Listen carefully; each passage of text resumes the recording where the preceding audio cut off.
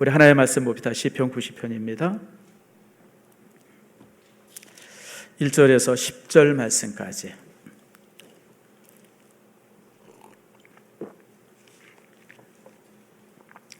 시편 90편 1절에서 10절입니다. 자, 교독합니다. 주여 주는 대대에 우리의 거처가 되셨나이다.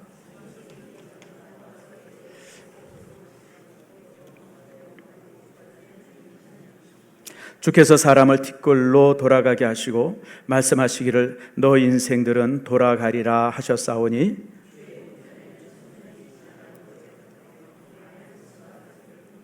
주께서 그들을 홍수처럼 쓸어 가시나이다. 그들은 잠깐 자는 것 같으며 아침에 돋는 풀 같으니이다. 우리는 주의 노에 소멸되며 주의 분내심에 놀라나이다.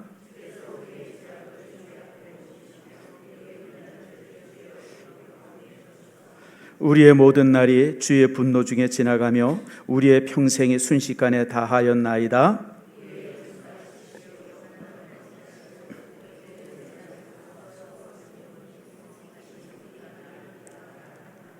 아멘. 기도하겠습니다.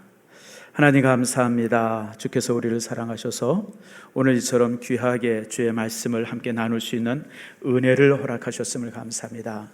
말씀을 나눌 때 우리에게 놀라운 축복이 되게 하시고 말씀이 우리의 삶을 새롭게 하는 은총 내리워 주시옵소서. 아버지 하나님, 특별히 이제 재난을 당한 우리 파푸아 선교사님 다음 주에 이제 신방합니다. 하나님께서 붙들어 주셔서 많은 위로가 되게 하시고 성도들의 사랑의 격려들이 오갈 수 있도록 복을 내리워 주시옵소서. 감사드리고 예수님의 이름으로 기도드립니다. 아멘. 어디 우리 성도들 눈이 벌거신 분 없어요? 어제 축구 보시느라 저도 어제 한 11시쯤 고민을 많이 했어요. 이걸 목사가 이 주일 새벽에 축구를 봐야 되나 말아야 되나, 조국이냐 주일이냐 이 양갈래에 있어서 제가 주일을 택했습니다. 그래서 아침에 이제 5시에 일어나서 봤더니 졌더라고요. 그래 사실 제가 징크스가 하나 깨졌어요. 그 징크스가 뭐가 깨져요? 제가 항상 보면 졌는데 이제는 제가 안 봐도 지더라고요. 그래서 이게 내가 보나 안 보나 상관없이 이제 지는구나. 그래서 아침에 이제 일찍 일어나서 그 뭐 경기하는 것들을 잠깐 이제 나중에 녹화 중계하는 걸 제가 보니까 참 우리가 참 잘했는데, 참 좋은 찬스들도 참 많았는데 참 이렇게 골이 안 들어가더라고요. 참 그래도 참 우리 청소년들이 대단해요. 저는 간혹 그런 생각을 합니다. 우리가 요즘 청소년들 잘하는 거 보면서 저놈들이 뭐하나 막 이렇게 고민스러운데 여러분, 요즘의 청소년들이요 우리 기성세대들보다 훨씬 뛰어납니다. 여러분, 우리 젊었을 때, 저 어렸을 때 헝가리의 그 월드컵인가 우리나라 참여해가지고요 뭐 말도 안 되게 지고 왔잖아요. 무슨 뭐 19대 얼마인가, 뭐 19대 0인가, 무슨 뭐 15대 0인가, 뭐 그러고 지고 오고 그랬던 게 우리 세대인데, 요즘 젊은 세대는요 세계 대회 나가가지고 여러분 준우승도 하고요. BTS는 영국 같은 데 가가지고요 뭐 그냥 막 12만씩 모아가지고 노래하고요. 그래서 참 요즘 젊은이들이 참 그래도 참 우리 세대보다 훨씬 뛰어나구나. 이 젊은 세대에게 우리가 좀 더 좋은 나라들 좀 물려줘야 되겠다, 그런 생각을 좀 해보게 되어집니다. 어쨌든 간에 이제 참 모든 것이 사람 뜻대로 되진 않아요. 그 몇몇 참 거기에 들어갈 수 있는 것 같은데 그게 안 들어가더라고요. 그래서 참 저도 녹화를 보면서도 이거 참 너무 안타깝다, 그런 생각을 참 많이 합니다. 여러분, 인생이 그렇습니다. 내 뜻대로 되어지는 인생이 아무것도 없어요. 여러분, 자기 뜻대로 되어집니까? 자녀 교육 자기 뜻대로 되어진 사람 한번 손 들어보세요. 저도 손을 못 들죠. 뭐 자녀 교육뿐입니까? 사업도 그렇고요, 친구 관계도 그렇고요, 부부 관계도 그렇고 모든 것이 내 뜻대로 되어지는 것이 없어요. 그래서 인생은 한마디로 말해서 한번 따라합시다. 모든 인생은 완전하게 불완전하다. 그게 인생이에요. 이 땅에 사는 모든 인생들은, 모든 사람들의 인생은요 완전하게 불완전합니다. 여러분, 완벽한 인간은 세상에 없습니다.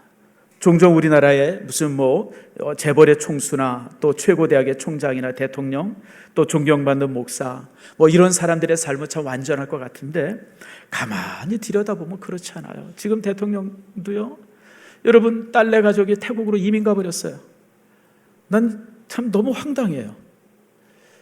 아니 도대체 뭔 문제가 있길래 아버지가 있는 동안 그냥 한국에 있다가 아버지가 이제 퇴임한 다음에 가고 그러면 이제 모양이 괜찮은데 아버지가 대통령 하는 기간에 그냥 가버렸어요. 그냥 너무 살기가 힘든 저들. 그러니까 아버지가 얼마나 말렸겠어요. 여러분 생각을 해보세요.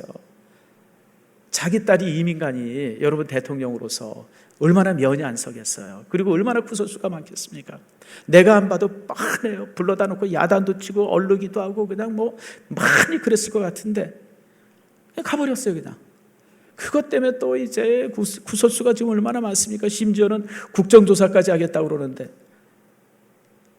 참 여러분 이 인생이 내 맘대로 되어지는 것이 아무것도 없어요.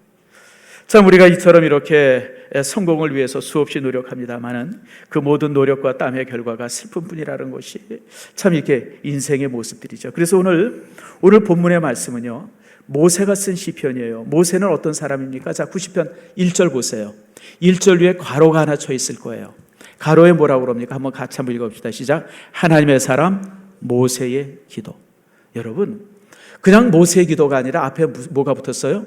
하나님의 사람이라고 하는 이 형용사가 붙었어요. 수식어가 붙었어요. 모세는 어떤 사람은 평생을 하나님 안에서 산 사람이에요. 물론 젊었을 때 한 80년 정도는 참 여러 가지 우여곡절이 많았지만 이스라엘 민족을 이끄는 40년의 기간은요, 바로 앞에서는 신 같은 존재였었고요, 바로뿐 아니라 백성들 앞에서도 신과 같은 존재였었어요. 하나님과 대면해서 말할 수 있었던 유일한 사람이었고요, 율법을 가져다 준 사람이고요, 그 많은 그 사람들을 성공적으로 이끌어서 가나안 땅까지 백성들을 인도해낸 가장 위대한 지도자예요.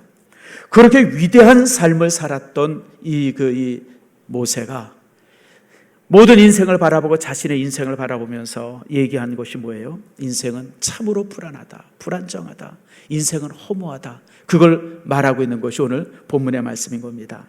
자, 여러분 우선 10절 말씀 한번 볼까요? 10절 말씀이 뭐라고 그럽니까? 10절 말씀 같이 읽읍시다. 시작. 우리의 연수가 70이요 강건하면 80이라도 그 연수의 자랑은 수고와 슬픔뿐이요 신속히 가니 우리가 날아가나이다. 그러니까 우리가 70을 살든 80을 살든 요즘에 이제 평균 수명이 좀 늘었죠, 우리나라가. 그래도 어쨌든 이제 80 정도가 이제 사실 평균 수명이에요. 근데 그 긴 세월을 살았지만 그 긴 세월의 열매가 뭐예요? 슬픔이라는 거예요. 눈물이라는 거예요.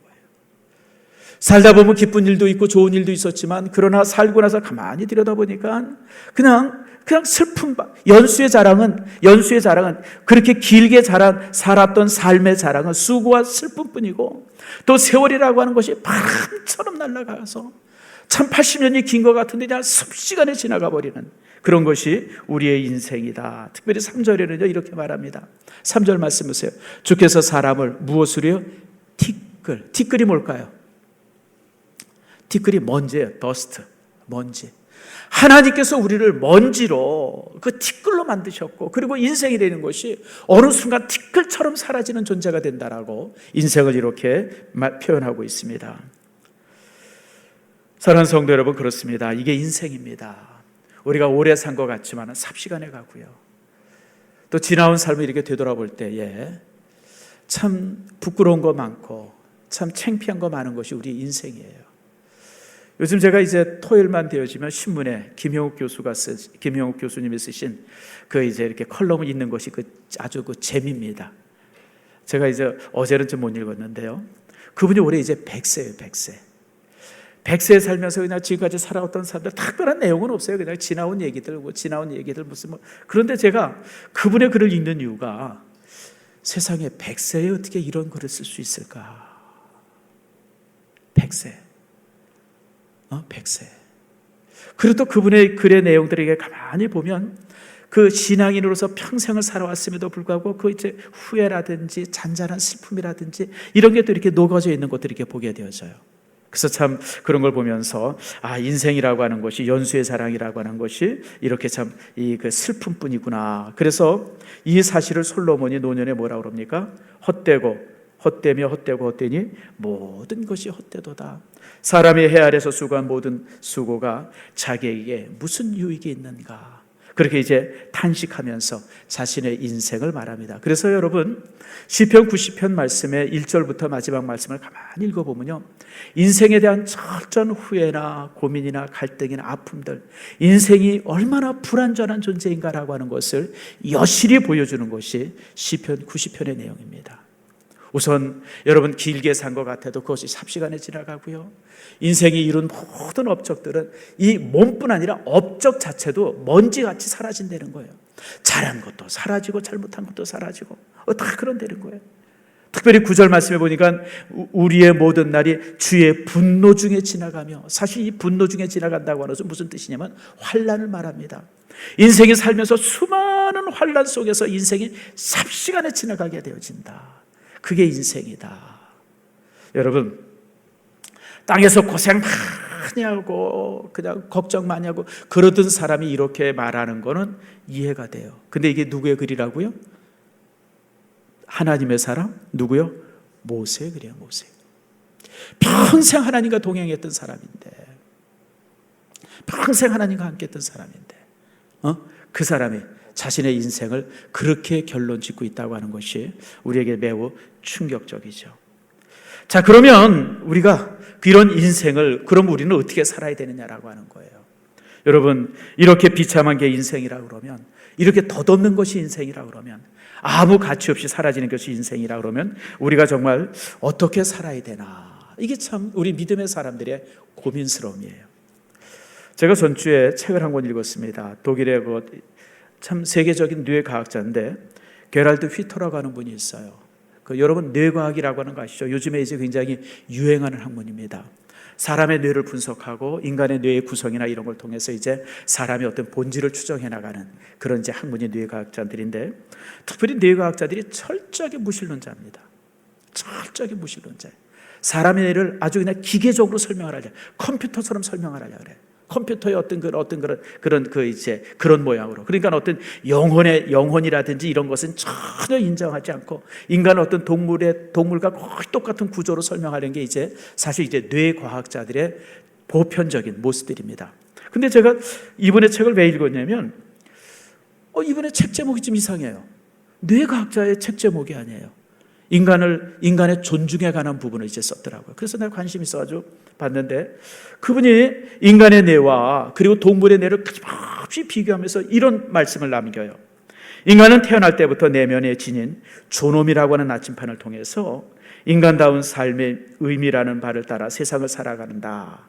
이게 무슨 얘기냐면, 동물들과 달리 인간들은 태어날 때부터 존엄이라고 하는 것을 가지고 태어난다는 거예요. 존엄성을.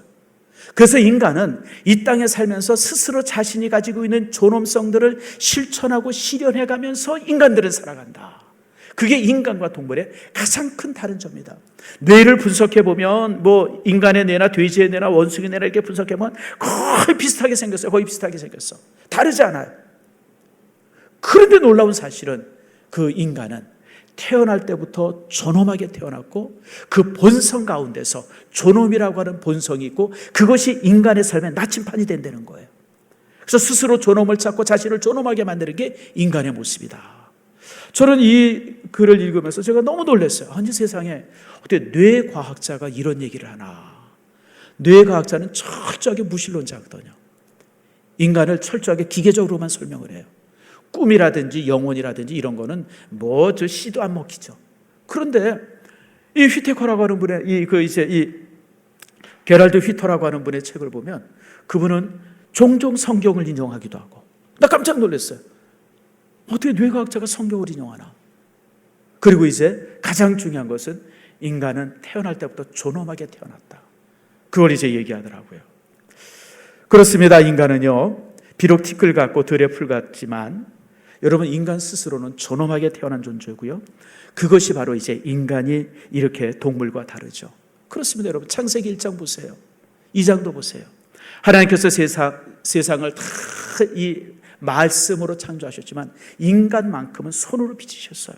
손으로 빚을 뿐 아니라 그 코에 무엇을요? 생기를 불어넣으셔서 생명, 살아있는 혼이 되게 하셨어요. 그게 인간의 모습이에요. 우리가 이 땅에서 아무리 힘들게 살고 아무리 어렵게 살아도, 아무리 우리가 이 땅에 살면서 여러 가지 환난과 뭐 이렇게 근심과 걱정과 슬픔이 우리가 가득 쌓여져 있는 삶을 살지라도 인간은 존엄한 존재라는 거예요. 그게 오늘 1절 말씀입니다. 자, 1절 말씀 우리 한번 같이 읽읍시다. 시작.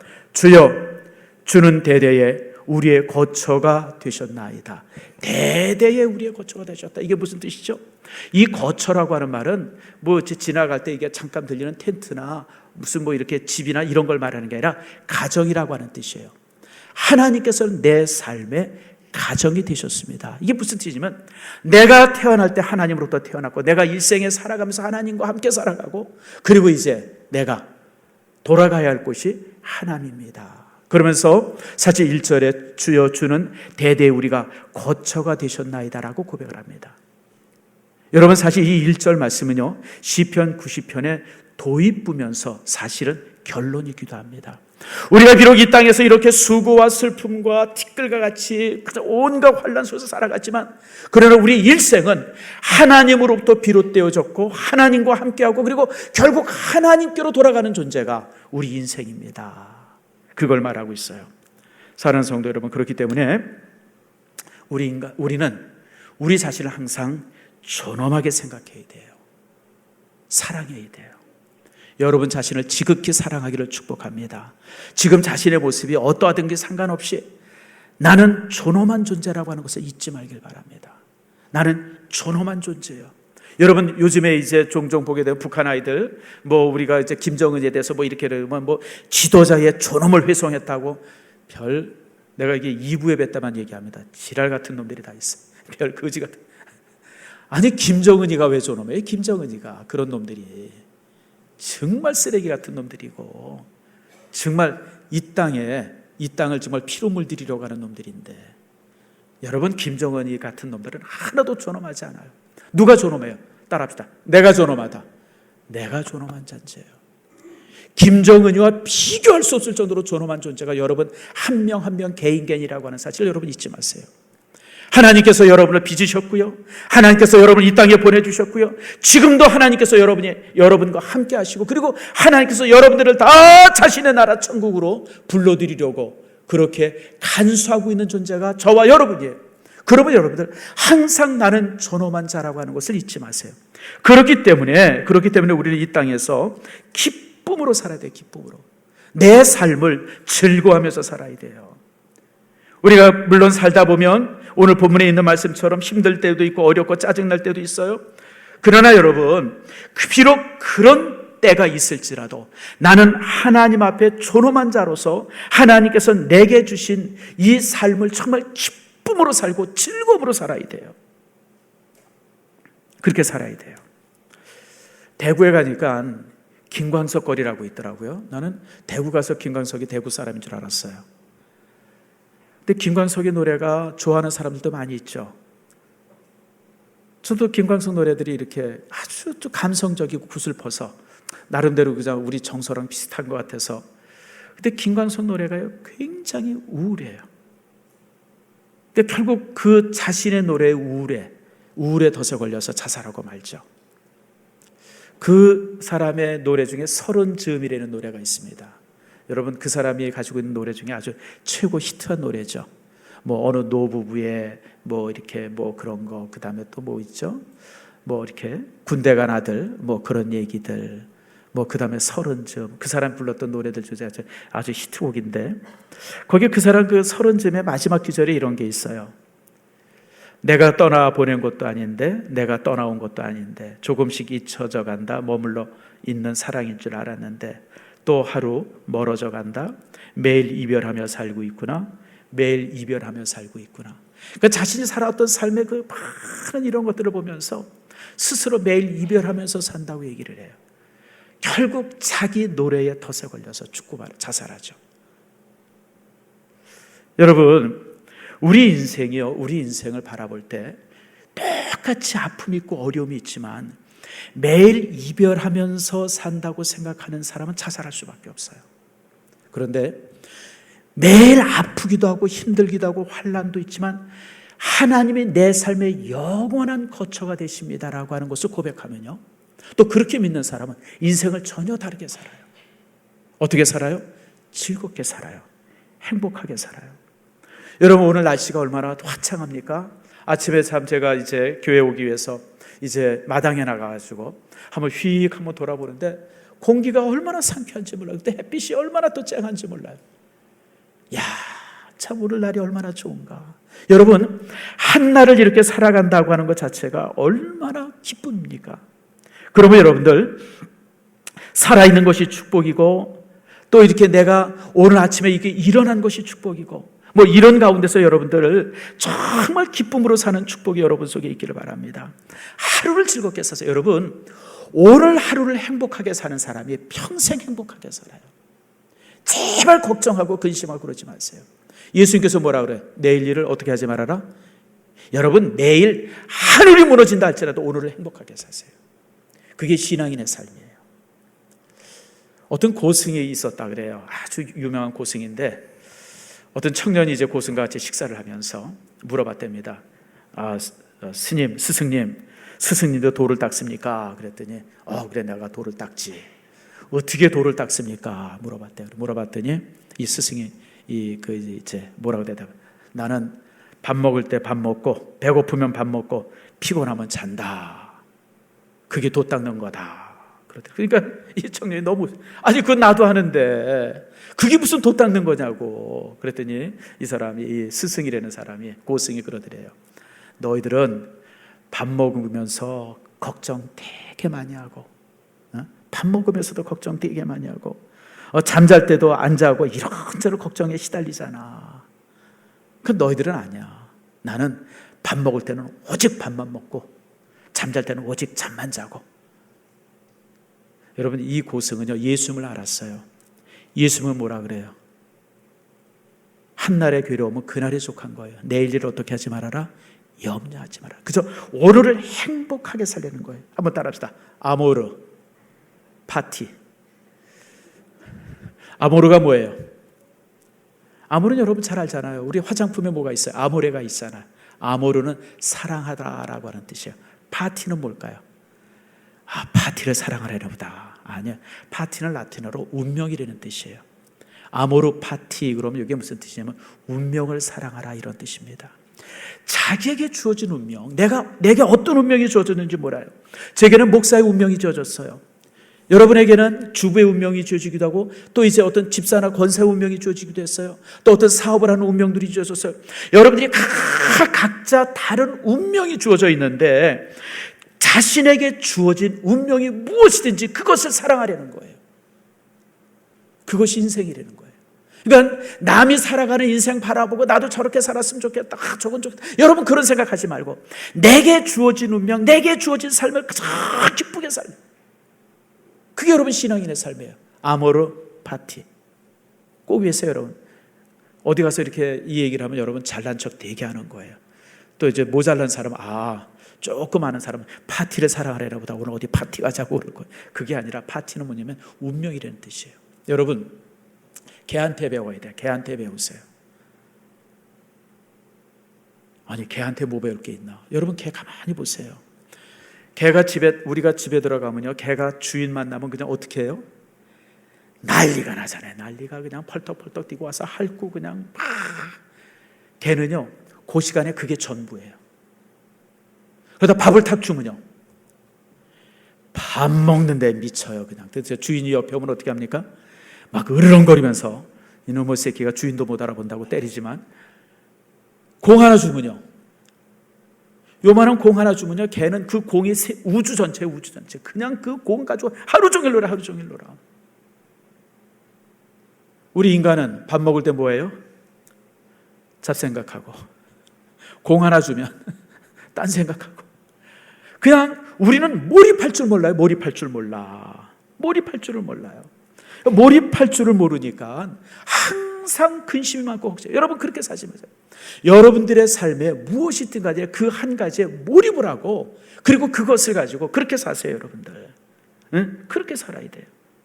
그래서 여러분 가지고 싶은 거 있으면 여러분 가지세요, 여러분들. 입고 싶은 거 있으면 입고, 먹고 싶은 거 있으면 먹으세요, 여러분들. 여행하고 싶으면 여행하세요. 오늘을 행복하게 사는 사람, 이것이 하나님 앞에 정말 자신이 주어진 운명을 사랑하는 그런 모습이 되어져요. 한국 사람들의 약점이 뭔지 아세요? 평생 노후 준비예요. 아니 도대체 그놈의 노후가 언제 오는데 80이 되고 90이 돼도 노후 준비를 해요. 그렇게 살지 마세요. 물론 우리가 너무 계획 없이 사는 것도 문제가 있지만 여러분 오늘을 행복하게 살려고 여러분이 애쓰세요. 뭘 하든지 여러분의 역할을 자부심을 가지세요. 여러분들의 역할, 하나님께서 내게 주신 역할이 있잖아요. 저는 하나님께서 제게 주신 지금의 역할은 목사예요. 설교. 저는 이것에 최선을 다해요. 이거로 최선을 다해요. 여러분들이 어떤 역할이 주어졌어요? 아마 오늘 이제 출근하시는 분 있을 거예요. 출근해서 여러분들이 뭘 판다든지 누구랑 면담한다 이럴 때 그 시간을 가장 소중하게 여기고 행복하게 여기세요. 즐거움으로 가지세요, 여러분들. 그런 사람이 영웅이에요. 세상을 바꾸는 사람, 큰 일을 한 사람이 영웅이 아니라 자신의 삶에 몰입하고 자신의 삶을 정말 즐거워하는 사람은 그런 사람이 영웅이에요. 그 사람이 누구든지 상관없어요. 농부일 수도 있고 어부일 수도 있고 여러분 그 사람이 군인일 수도 있고 또 그 사람이 무슨 정치일 수도 있고 뭐가 될 수 있을지 모르지만 그 속에서 기쁨을 갖는 거, 그게 바로 여러분들 그 이제 귀한 삶이죠. 그렇기 때문에 우리는 이런 면에 있어서 우리가 또한 우리가 알아야 될 것 중에 하나 있어요. 그것이 뭐냐면 여러분 본질에 충실해야 돼요. 본질에 충실해야 돼요. 여러분 연륜이라는 말이 있죠. 우리가 보통 저 사람은 참 연륜이 있다 그런 얘기를 해요. 연륜이 뭘까요? 오래 삶은 연륜이에요? 여러분 나이 70, 80 되면 다 연륜이 있어요? 내가 볼 때 30, 40도 연륜이 있는 사람이 있고요. 70, 80이 돼도 연륜이 없는 사람이 있어요. 연륜이라는 것이 뭐냐면 여러분 연륜은 사물의 핵심에 가장 빨리 도달하는 게 연륜이에요. 어떤 일이 터지면 그 일의 핵심이 있어요. 그 일의 어떤 그 일종의 무슨 일을 할 때 여러분들 우리가 그런 얘기했죠. 일의 어떤 그런 이 방법을 안다. 이제 그게 사실은 이제 일머리를 한다 그러죠. 일머리를 하는 것을 우리가 연륜이라 그래요. 근데 똑같은 일도 어떤 사람은요, 굉장히 쉽게 일들을 해결해 나가요. 이런 사람 우리가 연륜이 있다 그래요. 근데 어떤 사람은 그 일 앞에서 그냥 쩔쩔쩔쩔매고 그냥 막 그러고 그래요. 사물의 핵심을 몰라서 그래요. 그래서 연륜이라고 하는 말은 여러분 어떤 일을 단순화시키고 명료하게 만들면서 사건의 핵심을 빨리 찾는 사람 보통 연륜이라 그래요. 우리 신앙도 연륜이 있고요. 삶에도 연륜이 있어요. 제가 예를 하나 들어봅시다. 우리가 운동하잖아요. 저도 운동을 해요. 자, 여러분 제가 운동을 하는데 운동의 목표가 뭐예요?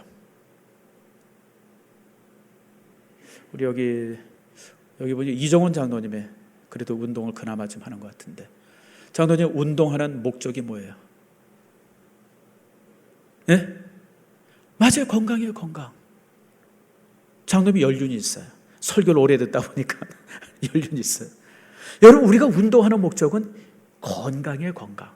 그러니까 운동을 하면서 뭐만 하면 돼요? 땀만 나면 돼요. 땀만. 그러니까 이 연륜이 있는 사람은 운동하면서 땀만 나면 된다. 그러니까 항상 땀날 때까지만 운동하는 거예요. 그런데 연륜이 없는 사람은 뭐예요? 기구를 뭘 사야 하는데 무슨 실력이 않는 대로 운동, 뭐가 어떤 대로 운동, 무슨 옷이 어떻다는 운동, 그냥 아무튼 쓸데없는 거 가지고 그냥 막 그러다가 그냥 시간들을 다 보내. 운동의 목적은 뭐예요? 땀 나는 거예요. 건강이에요. 그러니까 우리가 살면서 항상 삶의 핵심들, 우리가 사업을 해도 사업의 핵심들, 이런 것들을 제대로 찾는 것이 이게 연륜이에요. 사업도 마찬가지예요. 여러분 우리 여기 사업하는 분들이 여러분 있어요. 사업하는 목적이 뭐예요? 솔직히 얘기해 봅시다. 왜 사업해요? 돈 버는 거잖아요. 돈 버는 거.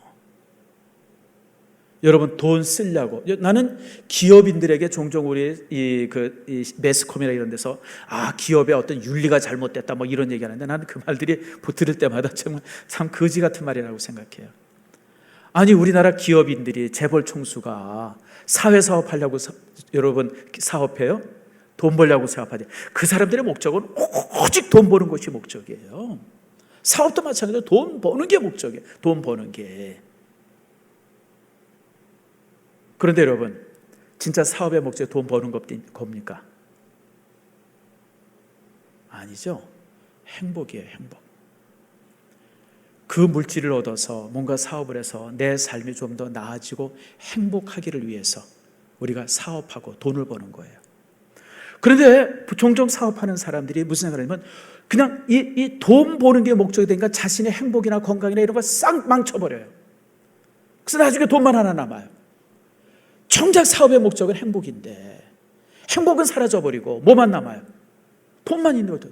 그래서 돈은 좀 벌었는데 사업만 그냥 이 건강 싹 망쳐버리고 돈은 좀 벌었는데 자녀들은 다 개판돼 버리고 돈은 좀 벌었는데 부부관계는 엉망이고 돈은 조금 벌었는데 친구관계도 엉망이 돼 버리고 돈은 벌었는데 성격은 아주 더럽게 고약해지고 목적을 잃어서 그래요. 목적을. 사업하는 목적은요, 직장생활도 마찬가지죠. 사업, 모든 것의 목적은 행복인데 내 삶의 행복이잖아요. 단순히 돈이 목적이 아니잖아요. 돈을 왜 벌어요? 행복하려고 돈을 버는데. 근데 이게 여러분 이 목적이 바뀌어가지고 사람이 아주 못쓰게 돼버려요. 돈은 벌고 나서. 그래서 여러분들 우리가 그렇습니다. 우리가 이 땅에 살면서 오늘 모세가 그러죠. 우리에게 우리날 계수함을 가르치사 지혜로운 마음을 얻게 하소서라고 하는 말의 의미는 뭐냐면 인생을 살아가면서 진정한 목적이 무엇인 줄 알면서 살라고 하는 거예요. 그게 바로 이제 지혜로움이죠. 그래서 우리 인생의 목적이 무엇인지, 인생의 끝이 무엇인지 항상 그것을 기억하면서 살게 해달라고 오늘 이제 모세가 하나님 앞에 기도하는 거예요. 사랑하는 성도 여러분, 그렇습니다. 우리가 이 땅을 살아가면서 항상 기억해야 될 것이 있어요. 우리가 이렇게 힘들고 어렵고 이런 삶을 우리가 살아가지만 그러나 우리는 고귀한 존재. 왜냐하면 하나님이 내 삶의 영원한 거처가 되시기 때문에 그래요. 그렇기 때문에 우리는 날마다의 삶, 하나님께서 내게 맡겨주신 그 역할을 충실히 살아가면서 그 속에서 우리가 행복을 찾아야 돼요. 아모르 파티, 내 운명을 사랑해야 돼요. 그러나 우리가 잊지 말아야 될 것은 우리의 영원한 진실, 변치 않는 진리, 그것을 우리가 관심 가져야 돼요. 여러분, 우리 믿음의 사람들에게 있어서 변치 않는 진리가 뭡니까? 우리가 결국 돌아가야 할 하나님의 나라예요, 여러분들.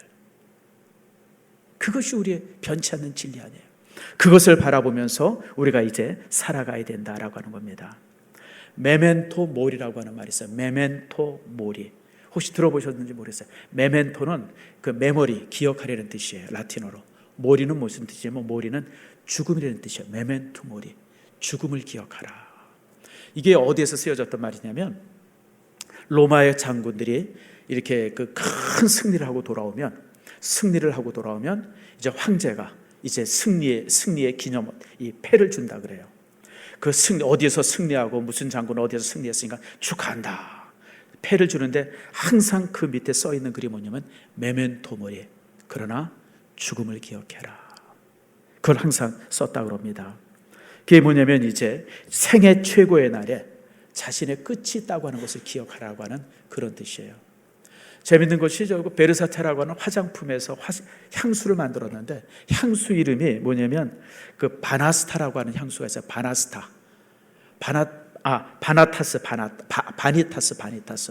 바니타스라는 게 이제 이 메멘토 모리라고 하는 뜻과 동일합니다. 바니타스가 뭐냐면 이제 이 헛되다고 하는 뜻이에요. 헛되다고 하는. 그래서 여러분 전도서 이제 1장 2절 말씀에 보면 헛되고 헛되니 모든 것이 헛되다라고 하는 그 단어가 라틴어로 어떻게 되냐면 바니타스 바리타툼 에트 옴니아 바리타스 이렇게 돼 있어요. 바리타스 바리타툼 에트. 에트는 이제 엔드라고 하는 뜻이에요. 옴니아 모든 것이 바니타스 모든 것이 헛되다. 이게 이제 라틴어 문장이거든요. 근데 이 바니타스라고 하는 것이 헛되다. 인간은 영혼을 기억해야 된다. 다시 말하면 메멘토 모리라고 하는 것은 죽음을 기억하라고 하는 것이 아니라 그 로마인들이 썼던 그 단어를 우리 기독교인들이 채취하면 이렇게 가져오면서 그걸 어떻게 사용했냐면 영원을 기억해라, 하나님의 나라를 기억해라, 그런 의미로 받아들였어요. 그래서 과거의 그 수도사라든지 또 아주 경건한 청교도인들은요, 항상 사람의 해골을 옆에다 두고 살았어요. 수도하면서 또 여러 가지 일을 하면서 결국 인생은 영혼을 기억해야 된다. 메멘토 모리, 바니타스. 이게 사실 그래서 여러분 네덜란드에서 이것이 그림으로도 굉장히 많이 그려졌습니다. 그래서 이걸 갖다가 이런 그림을 바니타스화라 그래요. 바니타스화. 한번 그림을 한번 내가 몇 장을 이렇게 캡처했는데 한번 좀 봅시다. 이게요 17세기 18세기 네덜란드에서 가장 많이 팔렸던 그림들의 일종입니다. 신문이나 낡은 이런 책 위에 나침판이 하나 있고 뭐가 있어요? 해골이 있잖아요. 그걸 이렇게 이렇게 집에다 붙여놨어요. 이게 무슨 괴기 영화가 아니에요, 여러분들. 무슨 도깨비 나오고 뭐 이런 영화가 아니야. 경건한 신앙인들이 항상 그 그림을 옆에 붙여놓고 살았어요. 뭐라고요? 메멘토 모리, 바니타스. 자, 그 다음 그림 한번 봅시다. 여기도 마찬가지예요. 옆에 왕관 있잖아요. 왕관 있고 이런 거 저런 거 귀중품들이 가장 많은데 그 가운데 뭐가 있어요? 해골이 있어요. 메멘토 모리, 바니타스. 인생이라고 하는 것이 우리가 성공도 사라지고 실패도 사라지고 어떤 이 명예도 사라지고 사람들을 받는 모욕도 사라지지만 우리에게 영원히 남는 게 뭐예요? 하나님의 나라라는 거예요. 메멘토 모리, 바니타스. 그 다음 그림도 한번 봅시다. 여기 이제 초상화를 그리는 장면을 영화 이렇게 또 이제 이제 그림으로 그렸어요. 잘생긴 남자, 잘생긴 여자가 이제 둘이 이렇게 딱 초상화를 있는데, 그래서 이제 화가가 그리고 있는데 요쪽 맨 끝에 뭐가 하나 보여요? 해골이 하나 보이잖아요. 해골이 이쪽 끝에, 저쪽 끝에 해골 안 보여요? 그러니까 이런 호화롭고 건강하고 젊은 모습이지만 그러나 뭘 기억해라? 결국은 죽는다. 메멘토 모리, 바니타스. 그래서 여러분 17세기 18세기에 화란에서 이런 그림이 제일 많이 그려졌고요. 이런 그림들이 항상 청교도인들, 경건하게 사는 청교도인 집에 항상 붙어 있었어요. 장식물로. 메멘토 모리, 항상 영원을 기억해라. 우리가 이 땅에서 잘 먹고 잘 살고 막 성공하고 이건 중요하지 않아. 항상 뭘 기억해? 우리의 죽음을 기억하고, 그 죽음을 기억한다고 하는 것은 염세적인 게 아니에요. 뭐죠? 영원한 하나님의 나라를 기억하래가. 메멘토 모리, 바니타스. 그래서 이런 그림을 갖다가 바니타스화라고 합니다. 성도 여러분, 그렇습니다. 오늘 시편 90편이 바로 메멘토 모리예요. 바니타스예요. 우리가 이 땅에 살면서 성공도 있고 실패도 있습니다.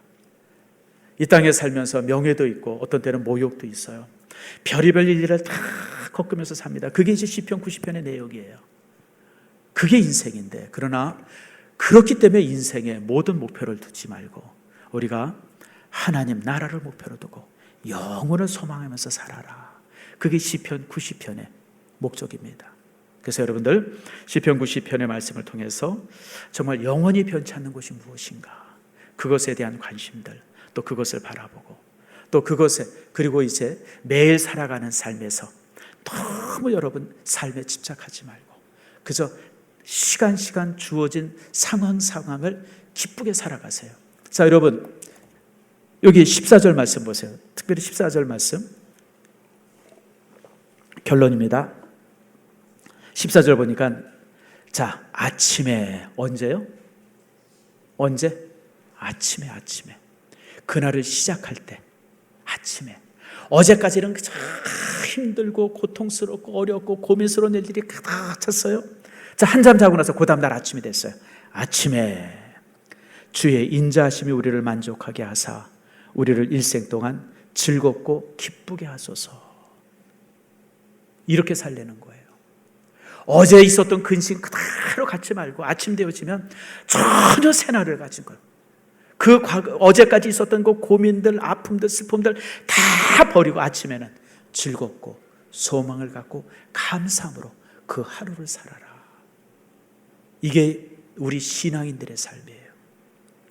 말씀 맺습니다.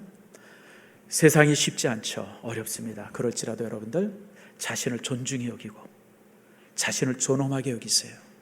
소중한 존재예요. 내가 얼마나 귀한 존재예요. 이 땅에서 역할이 다를 뿐이지. 어떤 사람은 좀 나은 역할하고 어떤 사람은 좀 모자른 역할하는 것뿐이지. 여러분 영화 배우에 보면, 여러분 영화를 이렇게 가면 보세요. 주인공도 있고 조연도 있고 그래요. 여러분 거기 있는 사람 모두가 여러분 다 그 역할이 다른 거, 역할이 다른 거. 내가 전에 한번 얘기했어요. 배너라는 영화 나오잖아요. 배너에 보게 되어지면 거기 이제 찰튼 헤스턴이 역할이 뭐예요? 노예잖아요, 노예. 근데 거기 또 역할이 황제 역할하는 사람이 있어요. 거기 또 그 배너의 양아버지 역할하던 장군이 있어요. 또 이제 이 유대 땅에서 총독하는 총독의 역할하는 사람들이 있어요. 지위를 보면 그 사람들이 훨씬 더 높아요. 근데 실제 주인공은 누구예요? 노예였던 배너가 주인공이잖아요. 저는 배너 영화를 보고 나면 항상 궁금한 게 있어요. 이후에 어떻게 됐을까?